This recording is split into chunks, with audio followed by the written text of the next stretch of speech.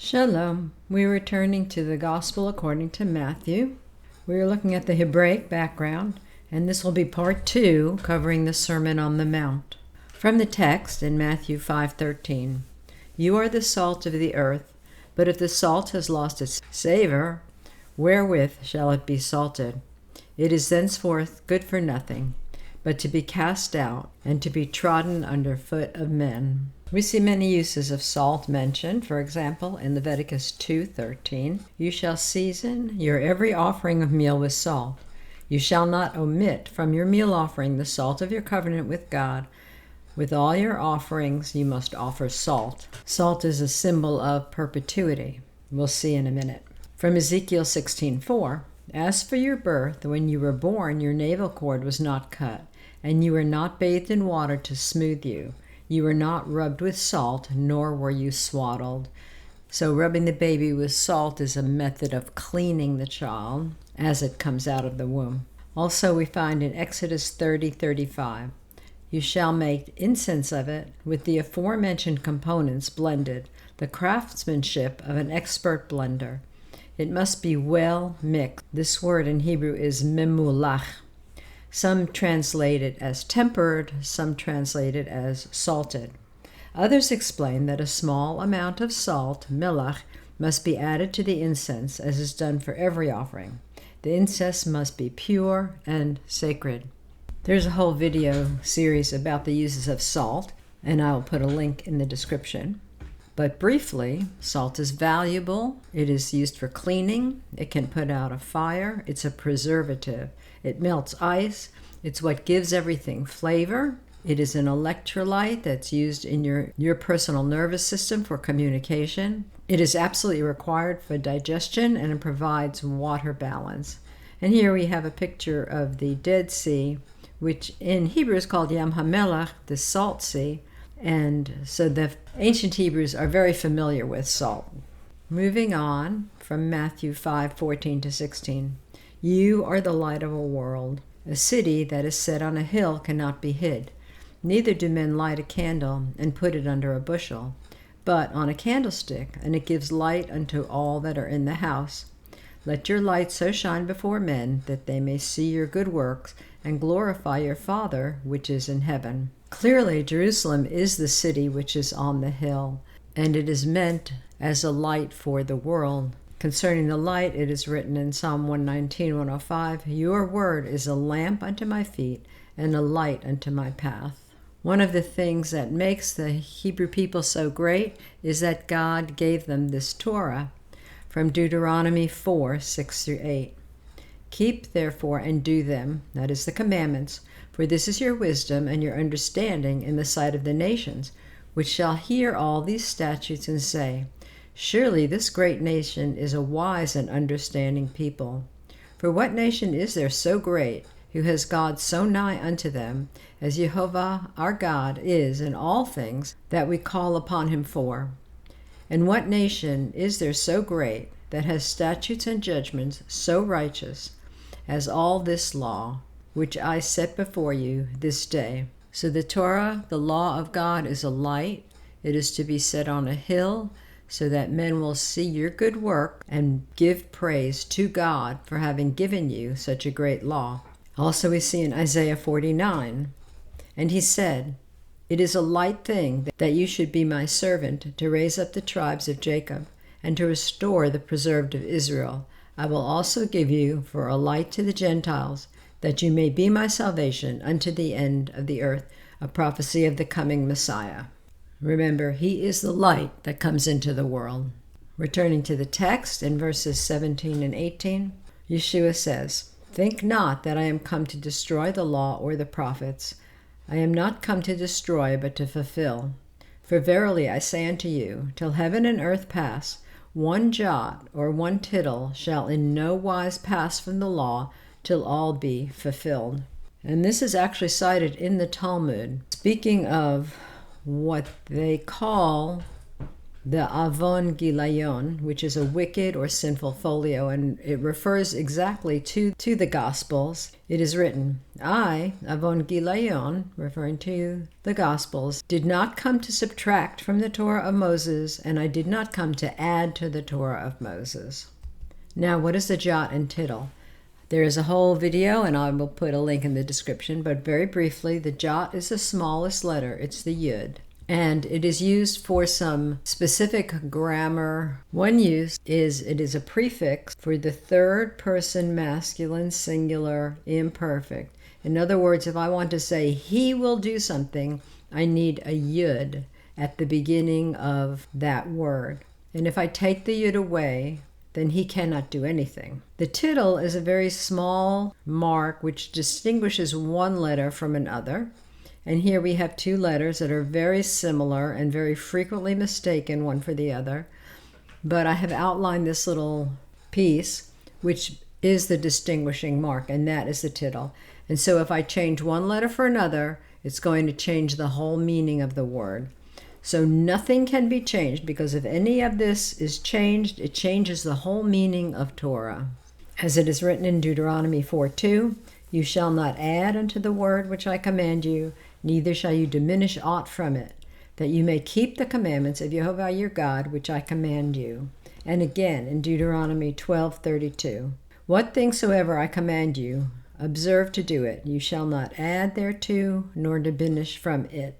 So when Yeshua makes this statement about changing a bit of these letters, he is emphasizing the fact that nothing will change in Torah. Back to the sermon in verses 19 and 20. Whosoever therefore shall break one of the least commandments, and shall teach men so, he shall be called the least in the kingdom of heaven. But whosoever shall do and teach them, the same shall be called great in the kingdom of heaven.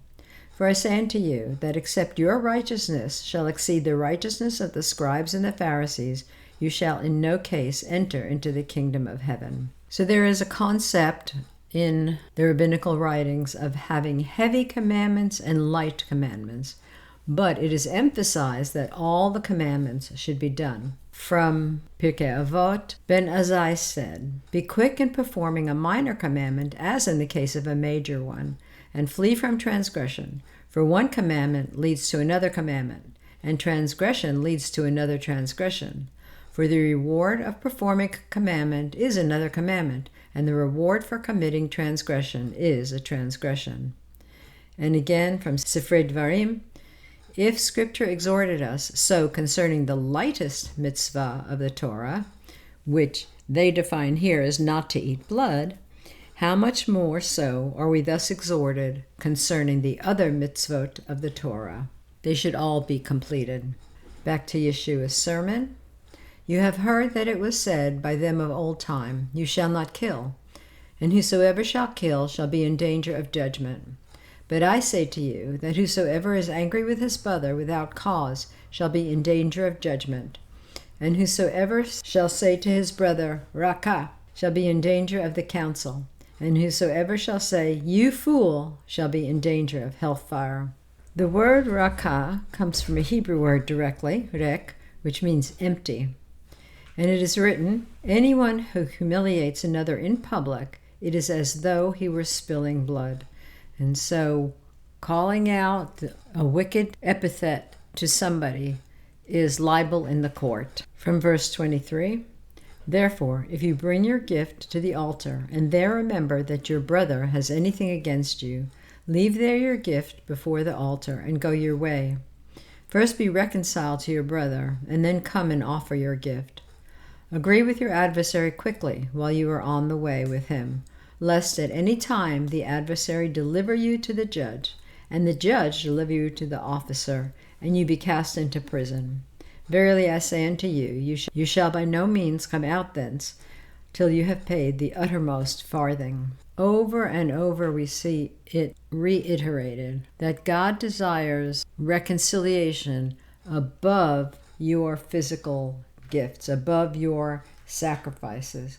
He wants you to be in good relationship. Hosea 6:6. For I desired mercy and not sacrifice, and the knowledge of God more than burnt offerings. It is not that there is not commandments for burnt offerings. There are commandments. But more than that, God desires that you be merciful, that you know him. Micah 6:8. He has showed you, O man, what is good, and what does Jehovah require of you, but to do justly, to love mercy, and to walk humbly with your God. 1 Samuel 15:22. And Samuel said, Has Jehovah as great delight in burnt offerings of sacrifice as in obeying the voice of Jehovah? Behold, to obey is better than sacrifice, and to hearken than the fat of rams. This is basically the message of the gospel. Not that Yeshua came to do away with the law, as we have just learned, but that he came to set the priorities of the people straight, that the relationship is more important. From Proverbs 6:1-5. My son, if you be surety for your friend, if you have struck your hand with a stranger, you are snared with words of your mouth, you are taken with the words of your mouth. Do this now, my son, and deliver yourself when you come into the hand of your friend. Go, humble yourself, and make sure your friend. Give not sleep to your eyes, nor slumber to your eyelids. Deliver yourself as a roe from the hand of a hunter, and as a bird from the hand of the fowler. Continuing in verse 27, You have heard that it was said by them of old time, You shall not commit adultery. But I say unto you, that whosoever looks on a woman to lust after her, has committed adultery with her already in his heart. And if your right eye offend you, pluck it out, and cast it from you. For it is profitable for you that one of your members should perish, and not that your whole body should be cast into hell. And if your right hand offend you, cut it off, and cast it from you. For it is profitable for you that one of your members should perish, and not that your whole body should be cast into hell. So the Greek word written here for hell, translated as hell, is Gehenna, and this comes directly from Hebrew, Gehinnom, which is the valley of Hinnom, which is a location in Jerusalem. We have a little map. It is always mentioned with reference to the sacrifice of children by fire. Now, in Hebrew, Gehenna is never translated as hell. It's always left in the original language, the valley of Hinnom, or the valley of the sons of Hinnom, or something like that. There is another word which is sometimes translated as hell in the Hebrew, and that is Sheol. The concepts of what these things represent is not the subject of this video.